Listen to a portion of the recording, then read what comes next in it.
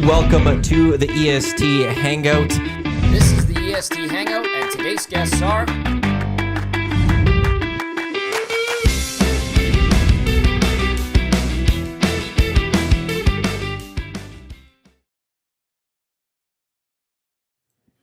A good Wednesday morning to you. Welcome to the EST Hangout, which is presented by Two Hoots, a Boulder Real Brewed tea. Don't give a hoot, give two. Matt Iwanyk, Lieutenant Eric. You've been waiting for that one, eh? There was so much excitement in that. I read that one. That's their little thing, and I just love that. Don't give a hoot, give two. And I'm going to love reading that for the next 3 months here as Two Hoots is How much of that have you had already today? I haven't done it yet because we got, for those on watching on YouTube, we have the bag in a box, the 4-liter that we're going to be welcome to throughout the show. And I figured I'd just do a pour Lyle on the show. Yeah. Oh, yeah. Why not There it demonstrate is. how? Crack it. Yeah. Here we go. It's the first one. Easy up. You were living through White Claw country for so long, and now you're Two Hoots territory. Oh, boy. Feeling This good? could get messy.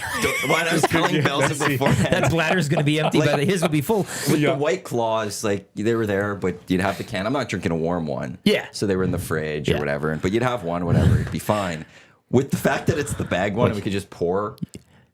Once you crush one, it's going to be very, I'm a little thirsty. You gotta finish still, the and I'll job go now, for too, another man. one. And Yeah. then before you know it, I'm 6 deep and we're only at 10:30. And the show's really sloppy and Dusty's going to have to remove the box. They'll get because you. I messed They'll with get it. you those. They're delicious. In the can's Yeah, one it's thing, like but juice. the whole bag. 4 liters. You can take down a 4-liter in a day. Hey, a Two box a day. Hoots. Give Two Hoots. Give 2 hoots. We got to make sure we have 2 waters there, too. Yeah. Got the water here. There you go. There it is. This is going to be very close to me for many shows over the next. Will he make it to puck drop tonight? That's a question. Well, we've got like 4 of those boxes too, Oh, yeah. That's exciting. so we shouldn't run That's a out good week's quickly. worth yeah. for you, Matty, on your pace. It's gonna be delicious. It's the weather's not great for. Oh, it will be, right though. now, This is but whatever. It's Yeah, gonna we know what's turn on where it's gonna be 20 degrees outside coming in. It's gonna be feeling like, boys, we're hot. You'll In be your begging for mind that. right to the now, hangout. it is basically summer, the way that you're going to be crushing that stuff. Doesn't even matter. Cold outside, warm in here. Can't feel a thing. Two Hoots. We're live on TuneIn, iHeart, EdmontonSportsTalk.com, as well as on YouTube. As I said, it's Lieutenant Eric and Shawn Belle, Matt Iwanyk with us here on the Hangout. Coming up at 10:05, the first overall pick from the 2024 CFL Draft, Joel DeBlanco, will join us in the studio. Him and Lieutenant Eric will swap out, and we'll have him for about 20 minutes or so. I'm very intrigued. You have something to give him. You've written him a note. Well, I'm glad you don't listen to the Nielsen show because you would know what it is if you did. So I'm just.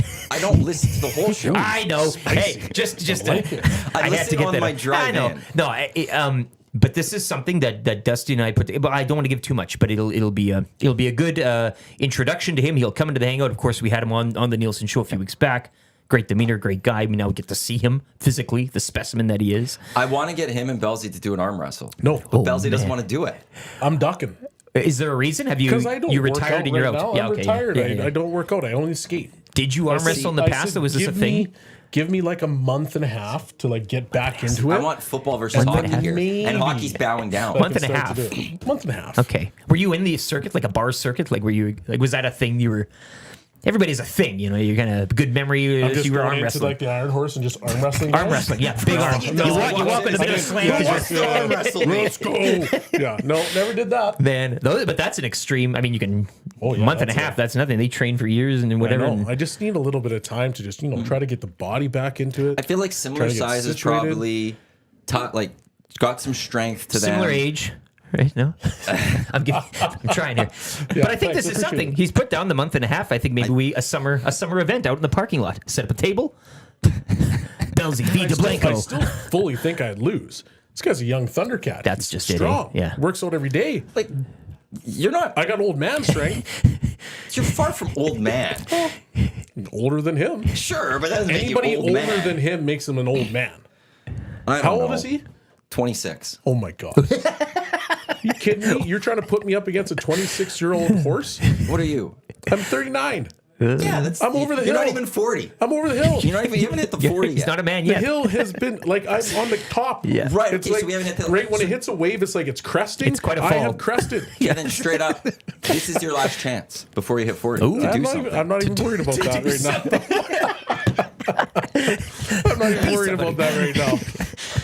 And not like you've gone up and played it professionally at high levels. Or this is your chance to This is shine, my Shawn. chance Yeah. right here. This is the moment. Being a first overall CFL They're pick. going up against the CFL draft. I tell you. It reminds me of Georges Larac, because he used to try to do this to me too, but in terms of skating, he'd be like, "Oh, Bellsy would kick your ass in a skate in a race." So he would try to like line up races, and I'm like, "What are you doing? Like, I don't need this in my life. Yes, I'd win, but no, I don't need this in my life." Nobody needs it in their life, I think, right? To see a race between. Like, I'm not a show pony. I just made two good athletes coming in studio. And I was just trying to give you some credit there that you'd be able to go up against. I them. And appreciate it's what like you're now saying. just, Yeah. If your mind changes, then we got the table. You boys get down on your knee and No, do that I one I right. appreciate We can that. make them Thanks. bigger. And if you need, we can get you a 2-hoot to give you a little extra confidence. The liquid courage. Yeah. Yeah, it'd be great. Turn your age down a bit, I think, eh? Yeah. You enjoyed the CFL draft yesterday? I did. It was great. You and I talked off air before I left Yeah. yesterday, and the magic of you get this NFL draft behemoth where they're making picks on spaceships and people are all over the place, and it's just anything you could dream of. They're going to do it bigger, which they normally do, and that's the NFL, and that's what we've come to expect over the past decade or so. But then you go to the CFL draft, and it's usually kind of the unofficial kickoff to the season. Free agency we go through in the winter, but this is it. Now things start to get real. Training camp's like 2 weeks away. You get the music, you get the bumper music, you get the graphics on TSN, you get the $8 subscription fee to watch rounds 3 through whatever, which is 3 through 7, because I don't know. people are clamoring for Growing the that. league. We want to Yeah. grow the league. But, Farhan doing the panel, which he doesn't do too often, I think, comes in, does the job. I mean, they had Barker on there, Marshall giving all of his statistics and everything that he knows. You get a glimpse of the war rooms, which I do find the glimpses are getting thinner and thinner as each season rolls on. You used to have the war room, there'd be 28 people in there, fax machines going, 5 cases of Diet Cokes, and everybody's got to dip in. And now it's just a couple of people in like a dart, which is fine, but I like it. It's a good viewing, and if you're a CFL fan, as I said, it kind of unofficially kicks off the season. It does. Yeah. No disrespect to the CFL, because I enjoy the CFL. I actually do. But what a stark contrast between the NFL draft Yep. and all that it's become Yep. and the CFL draft. Money. And it's like, But come then on, it- like come on, guys. You can't be putting the 3 through 7 round that. on TSN Plus. I don't get it. And you're trying to get these in people to watch it. Like, they're not watching that. People don't watch 3 through 7 in the NFL draft on a streaming service. How do you think you're going to get away with That's that here? just it. Yeah, that one because when I read it was just TSN app, so I figured Yeah. they weren't saying TSN Plus necessarily. I was like hoping hey, they'll just do it for free. Yeah. I'll throw it on my computer, I'll flip to hockey, and I'll have it just stream in the background. But then your brother texted me and he's like, "Do you need TSN Plus for this?" So I go try to get in. And it's like, "Yeah, I guess you do." Yeah. And I was like, "That's where it's like for the CFL." Like, come on, guys. Why? Even diehard CFL fans are sitting there going, "I'm not paying the $8." You don't got to to pay watch for the 3 steel through 7." lumberjack competitions, right? Like, so you get that shoved down your throat all the time, 5 days a week. You got to Yes, you do. one draft a year, and we can't get the. But It's Yeah, not like it's going to take that long. Well, it's no, just- it's not. They get through the whole You got draft 5 in channels. one day. It's Yeah. great. You It show doesn't- no hockey. You got the boys who Come on, what are you doing here? You got the boys in Toronto who are doing this, and basically you just killed your entire viewership for them too.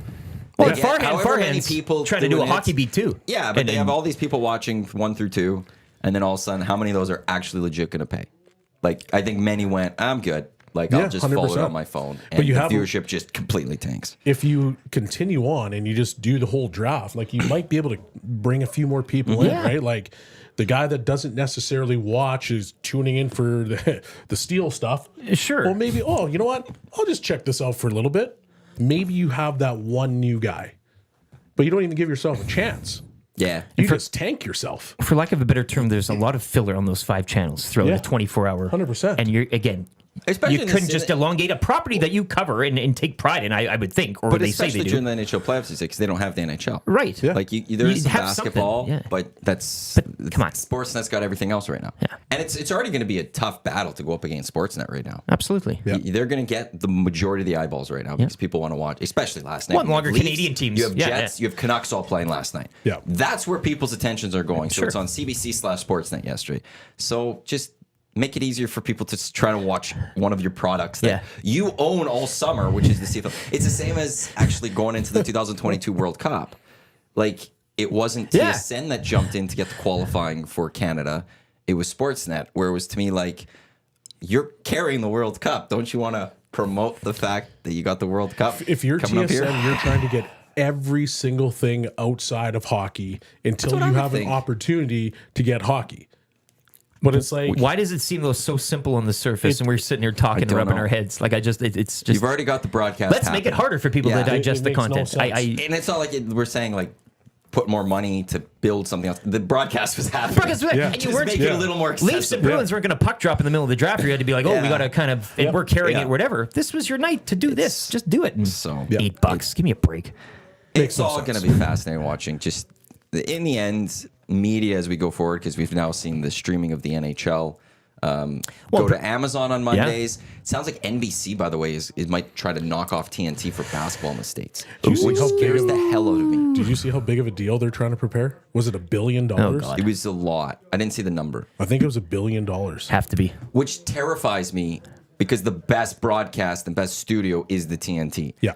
Do not lose basketball. Like basketball, take less money to keep TNT if you have to, or make it a condition that the entire panel, Yes. Ernie and It's the gotta be a boys, package deal. Yeah. go with it. Like straight up, they have to follow That's it why it's a wherever billion. it is. Yeah, I think they're part why of it's that $1 billion, 'cause chunk they're- of change there. You Yeah. gotta take these guys. But the NBA apparently is getting close to also looking at streaming for their next deal, part of it, which includes some playoffs being streamed. So we're all headed in a different way with our media broadcast. Pay-per-view. Pay-per-view, hey? Remember that? much. Yeah. We're back. Well, yeah, pay for I don't know how many different streaming services now just to watch your Actually, for a sports. draft moving forward, it'll probably be like pay for your team's picks, and that's it. Pay $8 just to watch your team. And if you Your want to watch team the other pops teams, you got to up, pay more and more and and then more. it goes If you want the down. full draft, you got to pay for each and every team.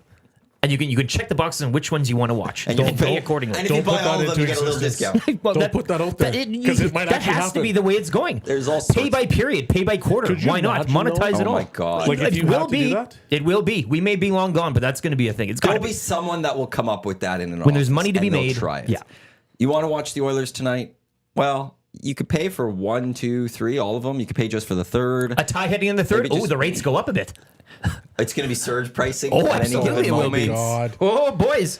Overtime now. Do you pay for overtime, or does that come with the third period? You know damn well that they'll surge price that. Pay for 50 games, you get an overtime for free. You get a little stamp Of card. your choice. Next Of overtime, you your get choice. have your choice. You just You get have to- the little voucher, and Sure. I'll do overtime. here. redeemable as you wish. Yeah. You don't pay for a season. You pay for 100 periods, and you use those periods Honest to as God? you wish. Could you imagine if you had to pay for that overtime and that overtime lasted 10 seconds? Okay. Somebody's getting 2 Although- games of overtime. Exactly. Although boxing or MMA, you pay for a big fight, you get to the main event. Very true. It could be done. Snap of the You finger. pay for the fights, which is a full 3-hour event. Yeah, but most people don't care. Yeah, you're 100% right. They show up for the main Yeah, event, but the point- and it could last 5 seconds. But if I only paid for that overtime and it was 10 seconds, might flip the table. Yeah, the surge pricing $150 US. Got to get on this one now. $10. Damn, and the Kings won. Yeah, you know, like exactly. wasn't even your team. Oh my god! Oh yeah, You're we right. just- We should kind of shut up about Yeah, this we stuff. should just, like, get this out of existence right now, because somebody will do. Oh, this. it's gonna. Yeah. We it start has with to. Edmonton Sports Talk. You want the first hour of the Nielsen Show? You're looking second ahead hour of the corner. Nielsen Show, Yeah, yeah. Third hour of the Nielsen Show. Do you want all day? Yeah. GCL Diesel Oil Stream pre and post game show, or just pre or post? Oh boy! Tommy will be live at Hudson's West Edmonton Mall, by the way, for the GCL Diesel Oil Stream pre and post game show. 6:30 tonight for the pregame show. Wing night down at Hudson's. Wing night down at Hell of a Hudson's. deal. 6 o'clock lagers in the can. I think the Pints doing a bit of a special with that wing night. So Wednesdays are a great day They're good. to get down for Oilers. Like playoffs, Hudson's Wednesday, boom, awesome. This game, How do you think this game is going to go, Bellsy? Like, They should have After, just like, called the it's one series of- in LA and not done Well, the travel. it's- Said, okay, shake hands, and it's over. I'll start with the Kings' perspective. Like, do you not be completely demoralized after Game 4, where you're like, we gave everything we had, and we still just couldn't figure it out? We can't beat this team. It's 3-1. What chance do we have? Or do they go and look at it and be like, hey, we won Game 2, and we played a really good game. It could have been 2-2. Held them to a goal. This is still our chance. I think if you're LA, you say, we threw the kitchen sink at them. They won by a goal. Can we bury on some chances? Could we have buried on chances? And you feel, you know what? Yeah, we probably could have. We missed this chance. We missed that chance. We missed this chance. If we bear down, we win that game. This is now a different series. So I think if you're LA, you're going in with that mindset to say, okay, well, we can still get this done. This has happened. This is not impossible, but we have to start with one period, win that period, and then continue to roll from there. If you go in saying, well, we're in trouble, like, it's over. It's over in the first 10. But what's the chance? Like, what do you think they are thinking right now? Because I don't know. Coming off I after can that feel game, like how that. it kinda- I can feel have- like some of those players could sit there and be like 2 years already they've knocked us out. Now this is what's happening. PLD is probably thinking that way. Yeah. Why? The veteran leadership on that team is probably saying, boys, we can still do this. We just got to make sure that we weather the storm in the first 10 because it's going to be a And rocking house. that's the thing, eh? That's a big piece of the puzzle. Okay, let's try to take the crowd out of it. Let's score. Let's get into our shell. Yep. Go from there. That's what they're definitely thinking at that point. Wyshynski mentioned too, like you held them to a goal. Like there are contrarian points in terms of the Kings' view. You could say, okay, it isn't over, but then you look at the other side though, and you look at this Oilers team, and you do get a sense that this is a team, a roster now that when they have a chance to do something, they're going to take it instead of play with their food as seasons passed or years passed. And that's the troubling thing I think for the Kings. And you mentioned the start tonight's going to be huge, but I just feel like you could save a lot of travel plans and time, and they could have just called this thing. I like the Kings, don't get me wrong, and I had this thing going 6. But tonight, and the way the Oilers have been playing at home, I just get they have to show up, obviously, and Game 2, of course, a few mistakes here or there, but yeah, the Kings holding the goal. I think there's something. And Riddick, too. Like, I know he didn't played face a well. lot, He's but beating the Oilers already this year. well, I too. think Wood Guy had it online, too. It'd be more concerning for the Oilers that Riddick started that game instead of coming into this elimination game back to the wall. Wouldn't really mean anything. He's got a taste, albeit not that much volume. But he's good in there. He's an chances. emotional guy, The Oilers too. didn't get a lot of shots. No, yeah. But the shots they had Good were good chances, yeah. chances. Yeah, like almost half their shots were grade A opportunities. And he more of like played an really aggressive gamer than Tell, It was arguably. quality So, over quantity for the Oilers on Sunday. yeah. well. Yeah. So I think all those things together, you could hold a few tickets for the Kings, but given that the Oilers and how they are, I just... I still think the Oilers are a step ahead. Yeah. And I thought that when they went into LA, they played a really good road game. They take chances. They didn't try to make that extra move, which is telling me that there's experience there. Understanding that, hey, we're in the opposing team's barn. We don't need to play a sexy game. Yep. We need to play an efficient game where we're getting pucks in. We're making sure guys stay to the outside. Anytime there's a grade A chance, well, you got to shoot through me, another guy, and then it needs to get to our goaltender. Beat us. Right? You gotta beat us. They're not beating themselves. And Yeah, and so if you looked at the stats, well, it was 7-4 in grade A chances. So the Kings had 33 shots and they had 4 grade A chances. Well, that's really good. From a road period, that's really good. And that's what you want because you're locking it down and you're taking their best shots. On the flip side, the Oilers need to clearly get more shots. They clearly need to get to the net. They can't play a perimeter game, and they've got to up their intensity because you don't want to give LA any life. Yeah. Well, and you mentioned their good road game, and they kind of handled what the Kings threw at them. But now you're looking tonight for them to dictate it back again, much like Game 1, right? Like that kind of making the game their own before the Kings blink. But it is nice to see the Oilers kind of handle that as well when it's thrown at them in that regard. But it should be. It's the 10 minutes, though. And we talked. I think that we were at Game 1. Yeah. I mean, or Game 2 actually was when the Kings kind of got out ahead a bit, and the Oilers never really kind of got back. Was that was the game? I think the Kings was the first. I wasn't. Me and you were together for Game 1, not for Game 2. And we thought when the Oilers came out strong in those first 10, they got Hyman scored and stuff. That's what it felt was. like You can't. And that's where I think, like, just maybe the Kings. I could see maybe after Sunday, like, what do we have to do to beat this team? And then Monday rolls around, and they're like, okay, let's go do this. Like, their mindset flips. Yeah, because you're probably watching video, Yeah. and you're probably seeing some of the opportunities that you had. Like, they did have opportunities to score, but Skinner was solid. Yep. So when I'm watching the video and you look back at it, like everybody within that first 24 hours is either like really rah or they're super down. But then when you take a step back and you're like, he watched this video again. Oh, actually, we did have an opportunity here. We did have an opportunity there. So it could change that mindset for the Kings to say like, hey, we were closer than we thought. This one extra day too. Yeah. Well, who benefits more from the day off? Is that the Kings? Basically, Yeah, what you it's said, like, kind if they had of. to play Tuesday, like you get that 24 hours maybe of being demoralized, but then trying to figure it out. You get that full extra day to then really watch an extra film. And 100%.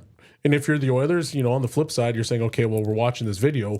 Is there something extra we could do to make sure that we're prepared for what they're going to throw at us? If you're coming off a win like that on the road, would you want to then? I mean, this has been going game day off for the Oilers. How do you cut? Right back I know. out. So how do you kind of handle that extra period of time? I mean, obviously you rest up a bit. You can better. You And it just have shouldn't to matter. settle on that thought. You just go with it. Like it doesn't. Don't overthink They could this take an extra day. Yeah. They could feel good, but look at what we did in 3 and 4. Exactly. In game 3, we played our game. We were high scoring, and then game 4, we played a much tighter game, and we still beat them. We just have to go play our game. It doesn't matter what the Kings do. We're going to go win.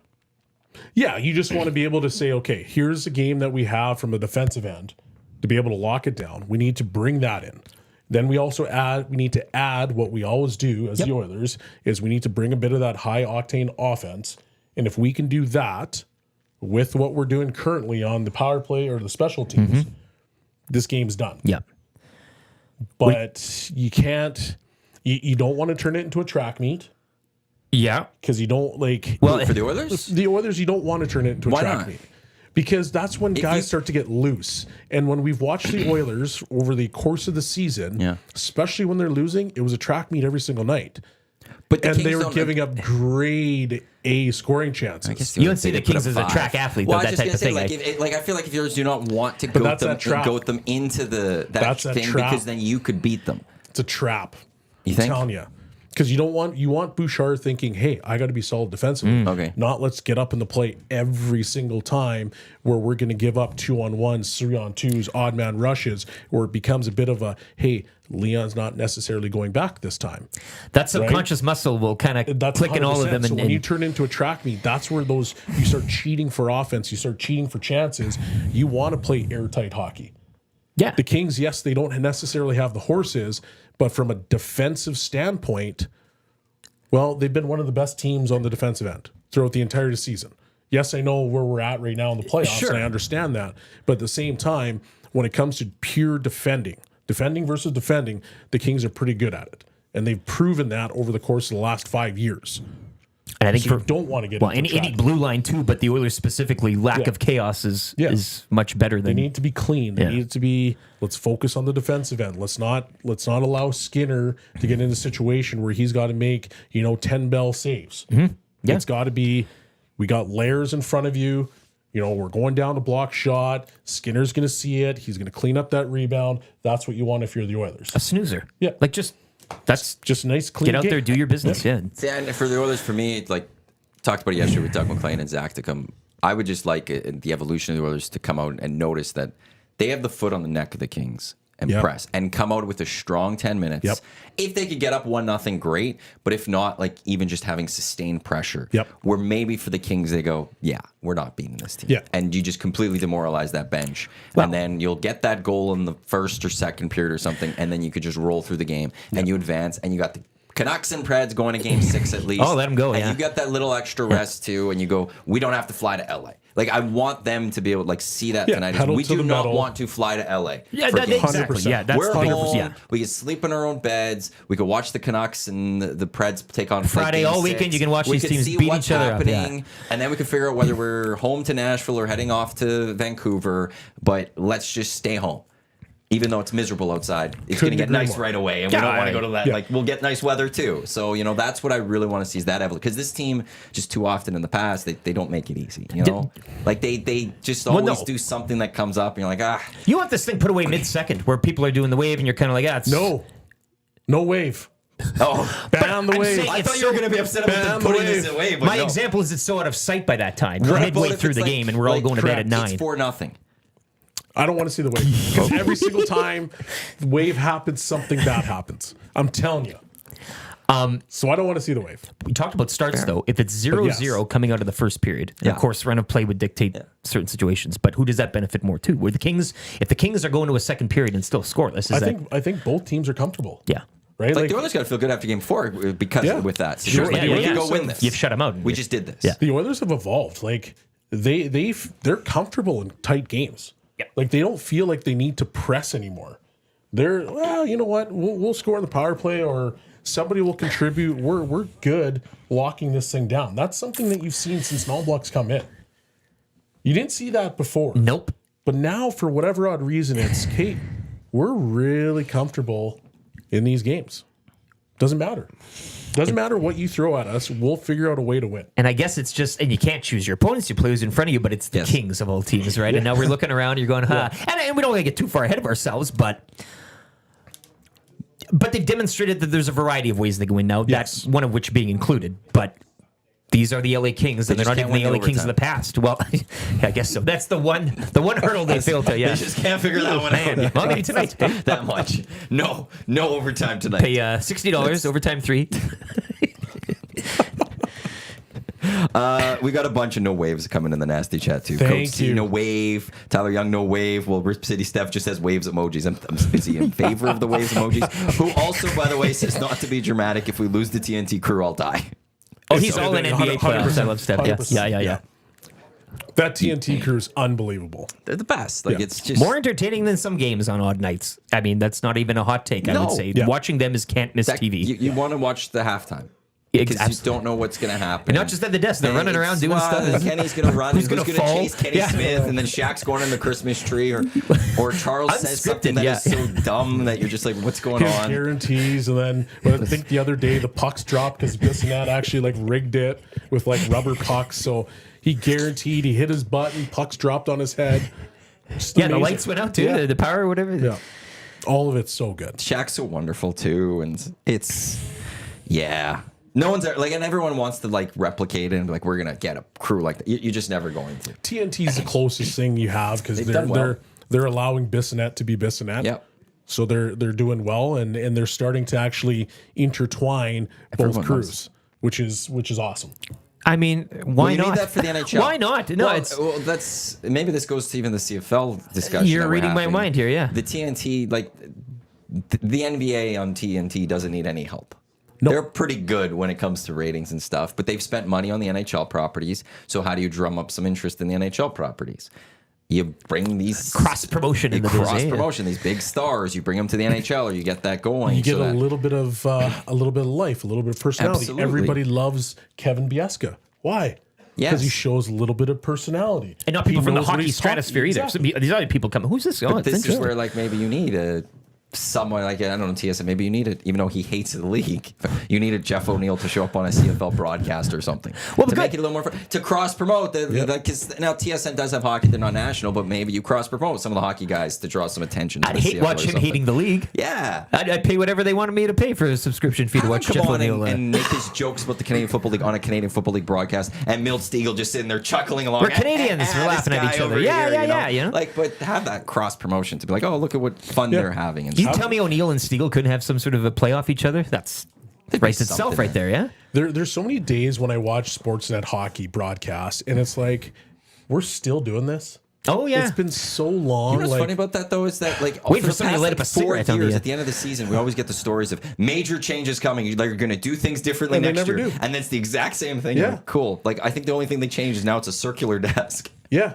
They all sit- and sometimes they put in the green screen of the Oilers dressing room, but it's like it's the same thing. And I'm not taking shots at Botterill or McLean or Rudy or anybody. No, but it's like, not them. Not personal, but It's just It's the design of the show. the design of the show. It's supposed to be just we're talking about the 1934 Timmins whatever team, and you're like, this is cool, Ron. This is really cool. But if I flip over here, I got Bissonnette going absolutely bananas, trying to do some commentary on a goal that was scored. Chasing somebody around a desk. Chasing somebody around the desk. They're having Shaq a great in hockey time. goal gear. Yeah, Shaq came out on roller skates, almost died the other day. When Messi had the cup, touch it. Yeah, touch it. And pissed my PK pants off. Subban's running up the stairs. Like, to me, that's entertainment. And that's what a lot of people want. People want this too. But the younger generation, if you're really trying to truly build it, they're going to gravitate over here. Yeah. Yeah, And that's Sportsnet or CSS Sportsnet. They're trying to still seems like focus on very hockey. Is serious. It's old-timey We stuff love in a this way, thing, yeah. and it's like we're gonna make it's poetry. Hot It ain't that Stone. And Ron serious. McLean has to come on with a 1936 and then this long little poem, Yeah. and it's just like, okay, well, that had its spot maybe back in the 90s or something, but nowadays we want something to laugh at I and can enjoy. guarantee you that all the guys that were ex-players on that, they're not boring. So allow them to maybe tell a story or two. Yeah. And if you hate one of them, Open it up. same thing like PK Subban gets a lot of like, his takes and everything, but that's the point. You create this panel of individuals, some that you like more, some the villains, comedics, characters, Yep. or whatever, and you let their personality shine. Hey, personalities, hockey, isn't that Weird. a thing that Isn't relationship personalities equal ratings? we've been trying to kind of, Yeah. but It's shocking how that works. It's wild. Yeah, somebody says 780-218-9999 Paris Drillers inbox. Even the TNT crew for hockey brings some needed fun to the broadcast. Yeah. Yeah, whoever like is in charge of TNT sports broadcasting, producer wise, they've got a formula figured out. Man, of, that guy like, deserves having fun. that guy or girl deserves the biggest raise ever because TNT is crushing it. And to me, from a producer's point, it's a lot of just letting them breathe. Yeah. Like you would wager that the people on Hockey Night are doing more work behind the scenes Yep. to, okay, do your poem here and then do this and do that, where it's just, okay, guys, go skate, do your thing, and There was you got a prop, put that in your hand, and Ron's away gonna you do go. a soliloquy Oh man, on a stool on with a little stool. beret. Yeah, with the beret, and he's looking off of The leg yonder. dips. and then you know, like I remember I don't think this was a few weeks ago. Shaq was eating cereal with tea. Anything. He I put don't care. cereal Yeah. in a bowl in it. He didn't have anything else, so he used his tea in it, and he was eating. You're like, what the hell are you doing, Shaq? Yeah. One of those panel Like, members he's and having a two great random time. objects, and you're good. Like, it doesn't even matter. And you could, and like the Could be anything. crazy part about the NBA TNT one, it's like half it isn't even basketball.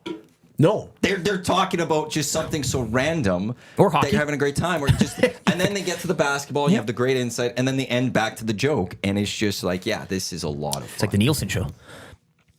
Wow, 100%. Well, no, but I'm just saying, that's the Somebody's point. lying to himself. I'm connecting my my show is just as good as the TNT NBA show. Dustin Nielsen, his show, right? But I think With that's the you. point of, but yeah, you're with, with you're me. a big piece of that. Yeah, Sure, but I think we go back Just putting to it's the TNT apparently of Canada.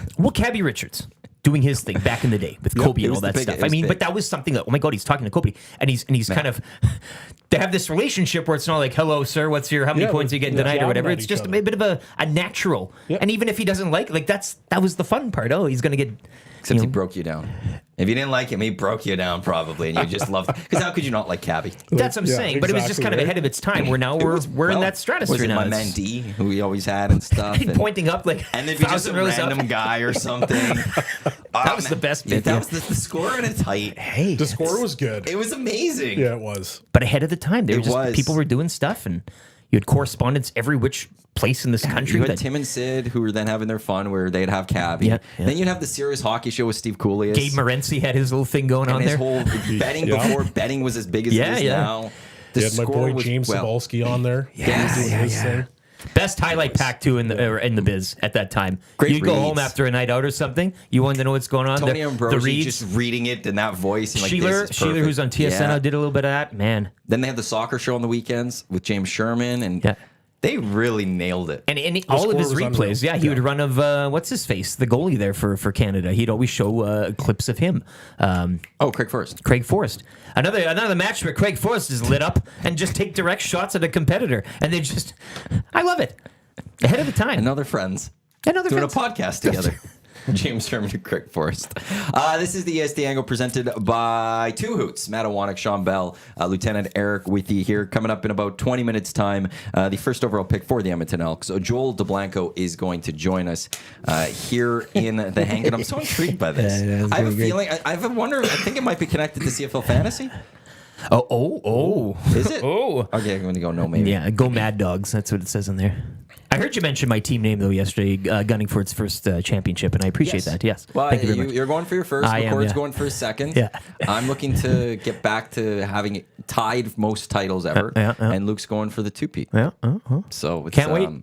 We got to figure out draft soon and our location. Luke's got the choice. And it's almost here. calendar's switching. It's almost Gotta love CFL it. season. And It's unreal. and then the list of people wanting to join the greatest CFL fantasy league ever is it just keeps growing. I flipped my calendar at home yesterday to May. It's I wild took that a it's look May. at June. Euros, Yeah. soccer. You got Canada, Yeah. in the Copa. America. You got, Riverhawks will be starting up. Stingers will have been underway. Stingers will be underway. CFL. The Oilers Could be in still the Stanley going. Cup Finals / end of a conference That finals. June, there's not potentially one date Yeah. box where it's blank. There is something on every and local, which is the best part of it all. But That is awesome. Oh, back to ripping on TSN a little bit. I watched Fox like a couple weeks ago. And I will say this. I used to rip on TSN for some of these things back at the old place. So this isn't like sour grapes. yeah, right. I watched Fox and they had an ad for both World Cup, or not World Cup, Euros and Copa. Yeah. They like combined the two ads. All I'm seeing on TSN is Euro ads. And it's like, why aren't you promoting Copa America and Canada? Like, the Euros is great. I love the Euros. I'm going to watch the hell out of the Euros like I always but it's do. European. It's Euros. But we have Canada in a major competition. And The you're not even advertising. on this it. continent. And Yes. maybe I've missed it, but like Canada in the first match, I'll be there, Atlanta. But Canada, Alphonso Davies, Argentina, Messi. Yep. Has anyone seen an ad for that yet on TSN? Well, Matty, in their defense, what is there to promote with that? I don't. Is there any sort of what's going to tantalize you? I've seen the generic Euro ad because I'm assuming there's one that just gets sent out to all the nations. That here's your ad. I've seen that with Harry Kane and Mbappe and all that. And it's like, awesome. That's cool. I'm excited. Yeah. June 19th, June 20th is going to come, and Canada is going up against Messi. World Cup winners. How are we not? I don't know. Like, It's not like really there's a pushing guy- that out What's there. the angle here? Like, It's not like there's a guy on the opposing team that went to Inter Milan, or not to Miami, sorry, and then went from their social media went from, let's call it 500,000 to like 14 million overnight. Paltry number. Dragged them into a postseason or whatever it was, and World Cup and all that. They just became one of the hottest teams, the most visible teams. Yeah. When's that steel On the lumberjack planet. competition on? Yeah. That's what I want to know. That Man, I can't wait. I can't wait for some guy to throw a boulder over his shoulder. the metrics strong. I'll take those again. I don't mind. I Those like are super impressive. Magnus but, von like, Magnuson. Yeah. He's carrying a boulder. Like, How I long get is it, the grip? but That's it's messy. Yeah. But it's messy. how long of training to get you into one of those? Not a events? chance. Come on, Man, I used to work at a gym called Evolve, like when I started my hockey program, and there was a couple strongmen in there, and a couple of the trainers just honestly, they weren't aware of their surroundings, and so you have this one guy. He might have been 280, and he was throwing these sandbags like in the air, like probably 15 feet, and one of the there's like a training station which had like a target above it, and he was like throwing this thing off, and this one trainer took his old couple to that area, and they started training, and sandbags were like dropping like within inches of them, and she had no idea. I'm like, what are you doing? Like, this sandbag hits one of that elderly couple, it's over. Broken back. Done. It's done. Yeah. He's Get out of tossing like there. juggling balls. He just kind Yeah. of. And I'm like, so then I look at this guy and I'm like, once again, you're throwing this sandbag that's probably 30 pounds, 20 feet in the air. Like, these guys are freakishly strong. Quite a gym flex. I know some 100%. guys kind of Oh, like yeah. to drop the weight real hard. 100%. This guy's- I could go into stories about some of the guys in that gym for hours. Please, get him on because another it was 2 hour so special. ridiculous. Next Wednesday on the Hangout, Gym stories. presented by Gym Two. stories that Gym evolve stories. with power lifters. Oh my God. There's a hubris Something there. that if you've never done it, just go sit down and watch these guys work and what they do. It's outrageous. Yeah. Cardio's not in the mix, by the way. Oh, I don't know about that. Yeah, it's walking to the bathroom. That's it. Yeah. Yeah, need the cardio. Yeah, they it's all don't. You good. don't need cardio. 20 steps why, a day. Why would you need that? Fine. You just Yeah. need the weights. Yeah. Yeah, 21 steps, exhausted. Careful now. A couple comments in the nasty chat. Doesn't Sportsnet contract end soon for hockey? They got 2 more years. nationally here in Canada. They got 2 more years. They Except sublet Monday nights. the Mondays to Amazon. They sold it to Amazon. But so 2 more years. YEG Welder, guys, Copa going to be broadcast on TSN. Yes, it is. And that's why I'd like to me. I'm just stunned after the that Steel they're not Lumberjack competitions, if we have time. broadcasting that one. Well, like there's probably, I don't think there's ever real overlap. One of the TSN channels for like all of June and July is just going to be soccer. Well, especially when it's you going to be Euros and Copa. when you That's don't it, have 'cause they're hockey timed that in this way. country, like, get on those things. Why? They're yours. Take them. But and you run could- them. national But you team. could even have hockey. Like U Sports is massive. Yeah, well, that's You another could do thing too. all sorts of U Sports stuff, and you barely touch it. Absolutely. It's all sitting there for you, right? No one wants to pay to broadcast those. That's the thing. You don't want to, but I it's being would- broadcasted. I don't know why you don't just take the make it an agreement and That's the university yeah. broadcasters Yes, keep doing. then it's just- when Dusty was calling Golden Bears hockey, Yes. Remchuk does it now. Who cares if that's what's being Put it on your TSN? feed. Yeah. Just put it on one of Yeah. your feeds. I would argue that UNB team that went undefeated would say, "Hey, we don't want a little bit of notoriety." Yeah. Plastic Cheese also says, strange but true. I once smoked a joint with Craig Forrest in the alley behind Black Dog. I love that story.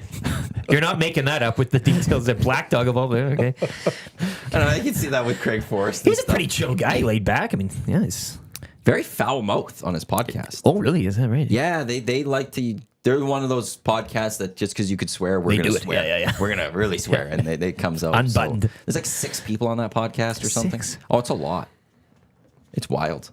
And they think that last I read is they think that Canada's going to have a manager before Copa. They'll already announced one, and it might be Ole Gunnar Solskjaer, former Manchester United manager. Do you think so? Well, he interviewed. He apparently interviewed even. Oh, I believe it. They're interviewing. I think I have one later this afternoon.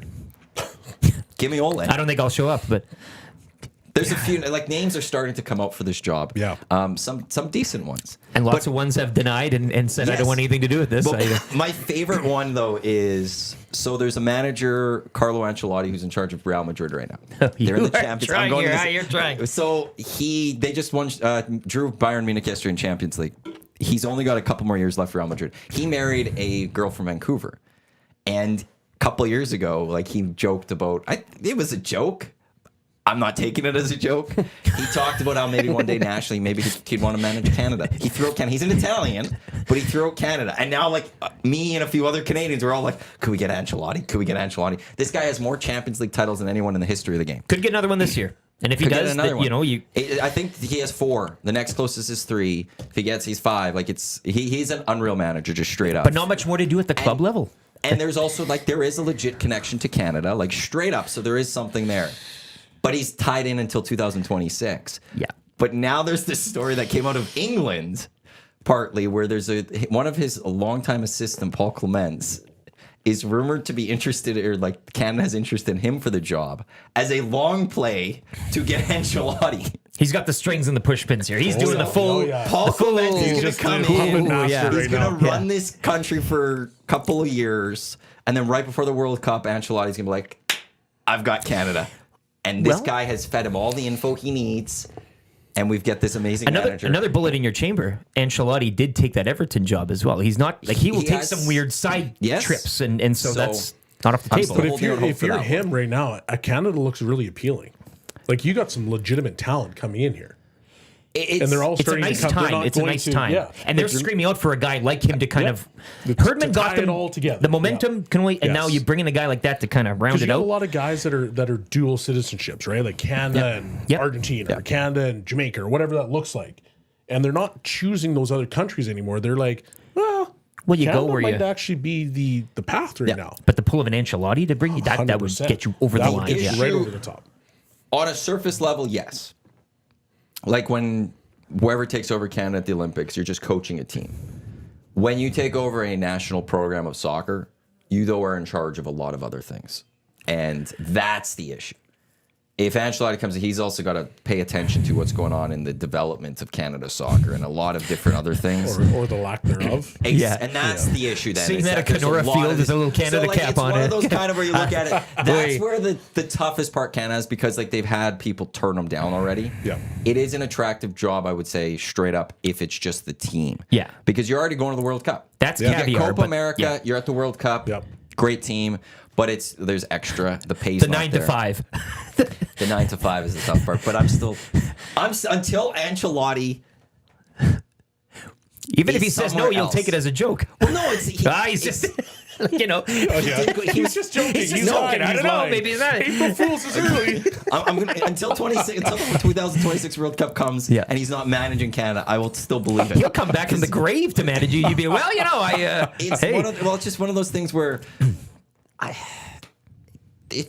I'm saying that Everton Maybe. thing, maybe, because he can take these he was jobs supposed maybe to take sometimes. the Brazilian job. Yeah. And it was all the talk as of a year ago was Brazil hadn't hired anyone. They were going to wait till this summer because his contract was up this summer, and he was going to go jump and take over the And a Brazilian heck of a job to just slide into. And absolutely. I mean- but then in December, Real re-extended Ancelotti, and then in like January, Brazil hired a new manager, and I was like, "Well, Canada, here you go. That's We're out. back. Yeah. We're back." If you can't go to Brazil, Canada's Come back to Canada. internationally, of course. So we'll see. And then, like, who knows? So then with Real Madrid, they're looking for Alonso, who's the manager of Bayern Leverkusen, who haven't lost a game all year. What if he goes next summer? And then Ancelotti leaves a year early. Then he's got a full year to come to Canada. Timing in sports, man. It's all very Even interesting Paul here. Clements if it's not Ole Gunnar Solskjaer. Scott Laurie will like that, I think. Which one? Rangers. Ole? Rangers. Was it Paul Clement? I think Clements. was with Rangers there, but no, it's interesting. But timing, places everything where in you sports. are, like it's just you can be talent, you can all this stuff, money, what affluence, hard work, all that, but timing, I'll go right with the place, right Lakers. time. They could have had Nick Nurse last year. This is your But ham. they made the choice with Frank Vogel the year prior. They jumped in on Darvin Ham. They got to the Western Conference Finals. You're not firing Ham after Western Conference Finals. Yeah. And they lose out on Nick Nurse. And now you get an in-season now tournament. you're firing Darvin Ham this year, and there's not as many sexy names to be the next head coach. Timing. If this was a year earlier, could have got Nick Nurse. Could have got... Hindsight is So many other different And coaches. LeBron's going to opt out. But he's going to stay. Is he, though? He wants to play player with his coach, son. player coach. That's changed, apparently. Oh, it has. Adrian He thinks his son Wojnarowski sucks now. yesterday... Sorry, buddy. You ain't got it. I'm not going to play with you. Adrian Wojnarowski said yesterday that it sounds like he'll opt out but stay 2-3 year deal with the Lakers. And also they're not prioritizing him playing with his son. They want to prioritize his son going to the right place and the right system to develop him. That sounds That's like a what's being shot said. to his son, to me. Well, that he needs to, well, Because for years, he's like, I'm going to play until I get an opportunity to play with my son. He realizes his son hasn't developed the way that he probably should. And now he's like, wow, we're just going to go Reading to the between right the lines, system. yeah. well, I really hope, because if it is about the development of Bronny, you got to go back to college. 100%. That's But the next if step. it's about the development of Bronny, he should play with his dad because his dad's arguably one of the greatest of all times. So wouldn't you want that to be your mentorship? But I think... But even now, it's not right. You don't come to the NBA. But Bron is so Wait a year. selfish. Wait a year. But Bron is so selfish that he doesn't want to play with his son because his son can't hack it. He's trying to win one more title, and his son's not Yeah, going to help exactly. him. This is going to be a waste of a roster spot Yeah. with me. Stay away from me, son. Yeah. Slice off the fat. It's like Giannis's brother. It's a waste of a roster spot. Who was a Laker? Who At was, one point, yeah. one of them. They 'Cause- couldn't and wait then to- the they whole couldn't story wait to was get rid of him, The though. whole story Awesome. was that they were going to use him to get there. Joel DeBlanco is here. Outstanding. This is the EST Hangout presented by Two Hoots live on TuneIn, iHeartRadio, MTSports.com, as well as YouTube. You could just slot in right over there. It's nice to meet you. All right, Sean, nice to meet you. I'm Matt. Likewise. So for the microphone, the chair does that, so don't worry. That was not me. For the microphone, you got to speak into the side part of it here. Right here? Yeah, there you go. Cool. Sounds good. Big dude, look at you.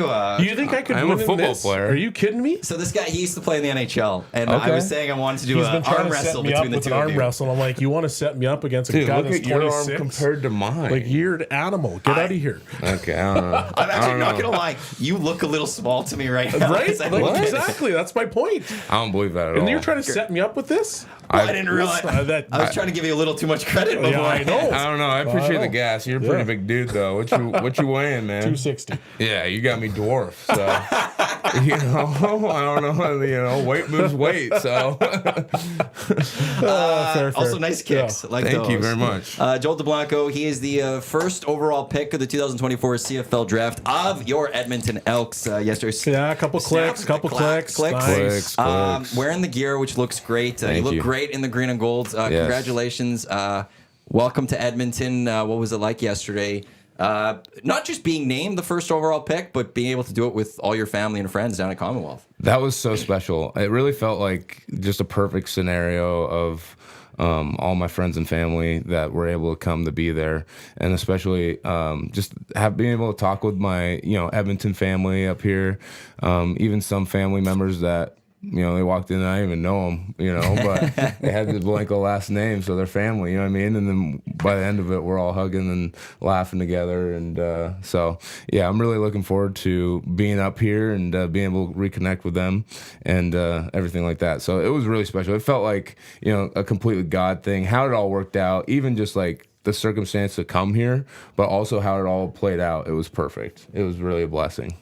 Okay, so tell people that don't know your story, because you're from the state of Washington. Yep. But what's your connection then to Edmonton overall? Yeah, so my grandma and grandpa met up here. My grandpa grew up in Thorsby, and so my grandma came up from, I think, Vancouver area, and they met at seminary school. They're pastors in my town, but the pastors of the same church for 50 years. I guess they didn't even want to move, to our town, but they ended up doing it. And so so glad that happened. But the way I'm able to be in this draft is my dad, they already moved down to the States. My dad, my grandma was pregnant with my dad, and then they still had the Canadian health insurance, so they ran up there.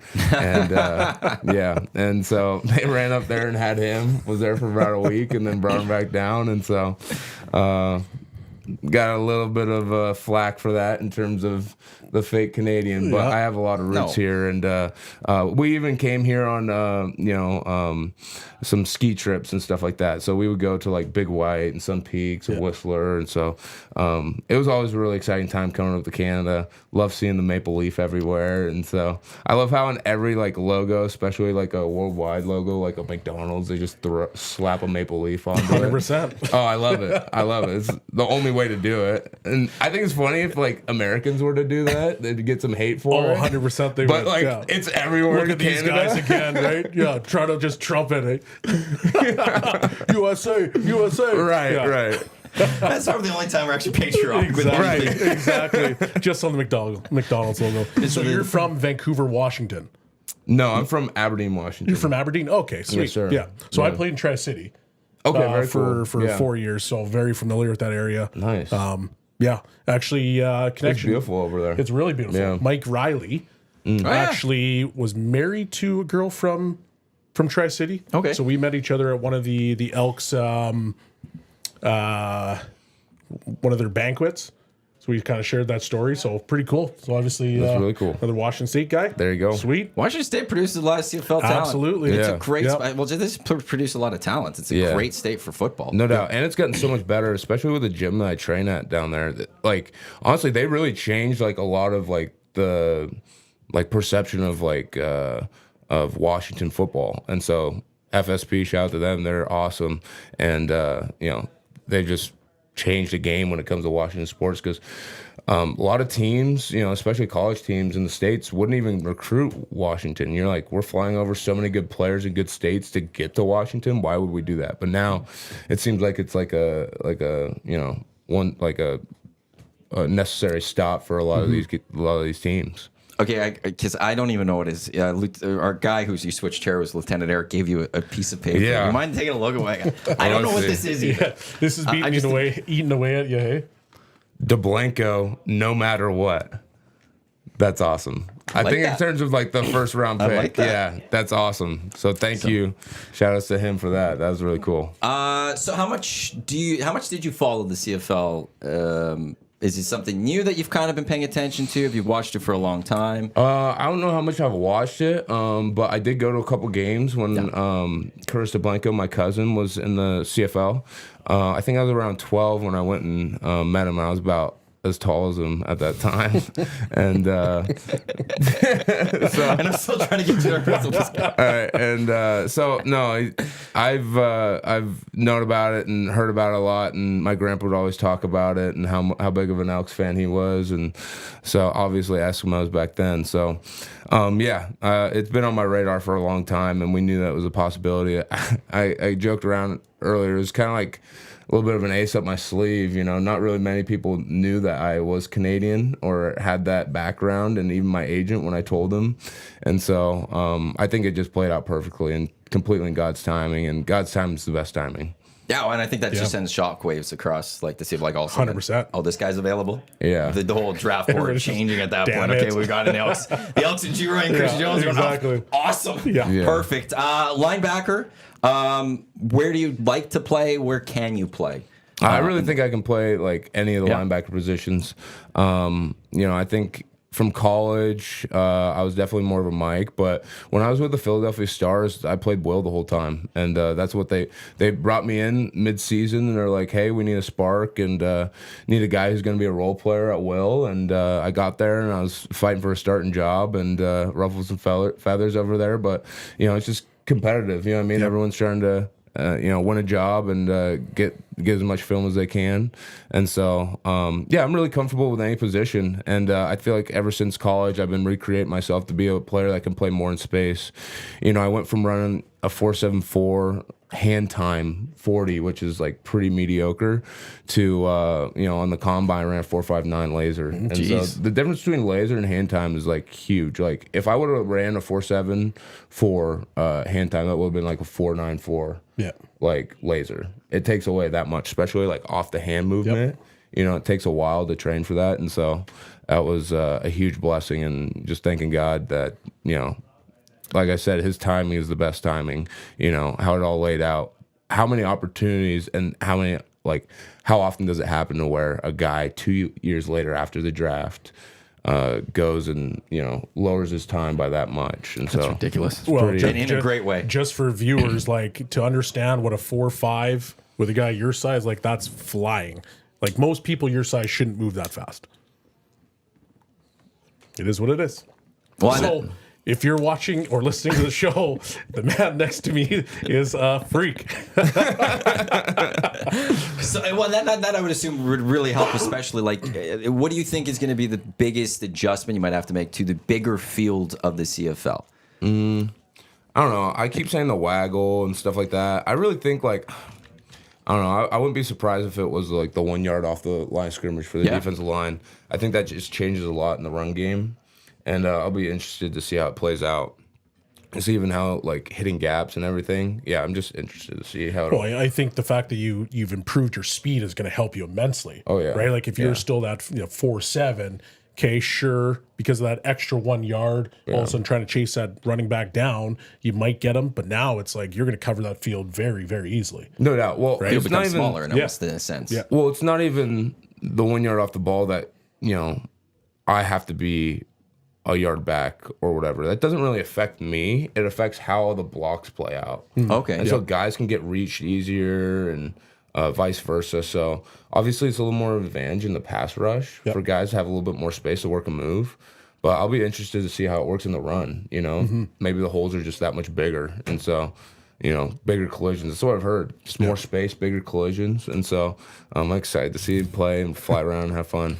You're a Bearcat. Yes, sir. What was it like playing at the University in Cincinnati? And I think in your last year, you led the team in tackles. You guys were one of the top defenses in the nation, which there's a lot of teams in that nation. So, like, that's absolutely incredible to be the leading tackler. What was it like having that experience at the University of Cincinnati? Well, it's so cool. I mean, when I first got there, we were really bad. You know, we weren't very good. But you know, Luke Fickle came in my second year there, and ever since then, you know, we struggled. We didn't have a great year that first year. We didn't make a bowl game, but ever since then, we just kept laying brick by brick the foundation from the ground floor. And so it was really cool to build it up. And eventually, you know, our senior year, my last year, led the team in tackles, but, you know, we went to college football playoffs too. And that was the first non-Power 5 team to ever do that. And we had a really, really good team. And our defense, we were scary good. You know, we have a lot of guys that are playing in the league right now from that team. And so it was studs across the board. So it was an honor to even, you know, be highest in tackles, be team captain for it, and be part of that legacy. And even with the NCAA football game coming out, it's like, are we going to be one of those like legacy teams? That'd be pretty cool. That'd be really cool. Yeah. So, Yeah, that'd be really cool. yeah, wondering what kind of overall rating they'll give me, but I don't know how friendly they'll be. But especially with all the studs we had on our team. But hey, you led the team in tackles. Right, That's your defense. hey, Like, that's gotta be these something. guys were so good, Yeah. but I was better. Look at my stat. right, yeah, it's gotta be worth absolutely. something. Yeah, no, everyone had their part, and it was so cool to be a part of that team, and such a blessing. And it really felt like the culmination of like everything we're building, and that's why I felt so strong, like felt so good about what we're doing, is because like I had confidence, like we developed guys, and that's how. I kind of lost respect for other schools that get all these recruits, right? Like you get all these like top guys, and you guys don't do anything with them, and so I'm like. Well, I know Luke Fickle and his staff, like they're gonna freaking develop you, and they'll put you through the fire. It's not gonna be easy, but I went from a guy that they're potentially gonna like, be like, hey, you gotta head on somewhere else, like from their first spring to being able to be the starter and team captain for them. And so it was a lot of hard work, a lot of long nights and scratching and clawing for everything that I got, and I think that. That chip on my shoulder and how my pro career's gone so far is just like change everything for me. I got drafted first round yesterday, but like I don't really feel like a first rounder from a sense. I don't know. Like, all I care about is the work. You know what I mean? And I'm a process driven guy. I love football, and so I'm excited just to get to camp and get on the field and everything like that. And I'm here to earn my job. You know what I mean? And go out there and compete and win, and hopefully put on a good product for you guys this season. You spent some time at a couple of NFL camps. You're also USFL. What do you think you learned the most of your experience there? What I learned the most is probably just, there's no one-dimensional guys in this league, and a lot of team dynamics. All these guys are here to win a job, and ultimately, if you're playing, you've probably taken the food out of some guys' mouth. It's like a weird way to say it, but you're fighting for your livelihood here. And mine too. And some guys have kids. You know what I mean. So it's a different ball game, and so it's an interesting situation. And I think that it's just prepared me each way to understand. Even practicing and even practicing in college is so different from practicing in the pros. Just making sure you're taking care of guys, because it's less about like trying to get a shot on another guy or like a practice player or something like that. It's like you're really getting your work in for that week and like taking care of each other so we can all make it to the game, because we're all we got, and so we don't want any setbacks. And so it's a lot of people say practice like a pro and prepare your body like a pro, study like a pro. Well, I already know what that is, because I am a pro and I've been through that. I've been through some of the growing pains of it, and just learning that you got to be a really well-rounded football player to play at a high level in any of these pro leagues. And so that's what I think has been the biggest part of my growing throughout this whole process. Was that something you had to grow too? Like, was that a big development of getting to the pros and learning? You got to be good with everything you do, right? Like the elite players are going to be elite at multiple things, and for basically everybody else, you got to figure out how to, I guess, differentiate yourself from other people, but at the same time, you're like, I got to be good at everything. So it's trying to figure out how to be a pro, how to prepare your body, how to prepare your mind, to film study, all that stuff. It's a job. Yeah. And I think that's the thing that separates guys that don't make it to the guys that do. These guys understand it, because you can't take that day off. You can't have that cheeseburger that one extra day when somebody else is doing something else and they're making sure that they're preparing their body to get to that level. It's hard to explain, but it's a grind for sure. And it's a whole process too. Like it takes time, you know what I mean? And That's why, sometimes it takes a little bit for new guys to catch on a little bit, because a lot of that figuring it out process, you probably have gone to some vets for advice. You know what I mean? And I've gone to the vets that I've been able to be around for asking, their processes and how they do things. And then it's a process of implementing some of their stuff into what you do, you know what I mean, and making it your own. So that whole process takes a little bit of time, and luckily I've been through that. And it's an ongoing process, doesn't stop, right? You're always trying to find ways to get better. And so, but I'm definitely further along than most in that journey.